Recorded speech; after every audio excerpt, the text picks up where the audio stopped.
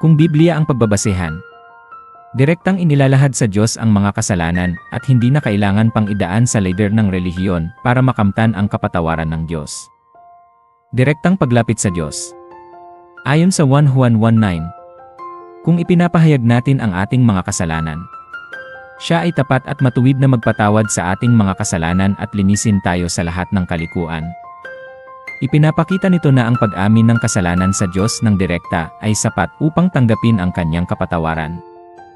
Pagsisisi at pananampalataya. Sinasabi sa mga Gawa 10:43 na ang lahat ng mga propeta ay nagpapatotoo tungkol sa kanya na ang bawat sumasampalataya sa kanya ay tumatanggap ng kapatawaran ng mga kasalanan sa pamamagitan ng kanyang pangalan. Kaya, ang tunay na pagsisisi at pananampalataya kay Jesus ay mahalaga sa pagtanggap ng kapatawaran. Pagpapatawad sa kapwa.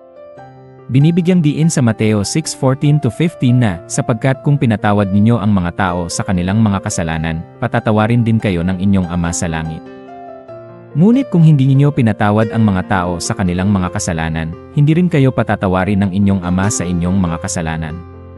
Ito ay nagpapakita na ang pagiging handa na magpatawad sa iba ay mahalaga rin sa paghingi ng kapatawaran sa Diyos. Konklusyon. Sa Biblia, ang pagpapatawad ay nakabatay sa direktang relasyon ng isang individual sa Diyos, sa pamamagitan ng pagsisisi at pananampalataya kay Jesus, at sa pagpapatawad sa kapwa.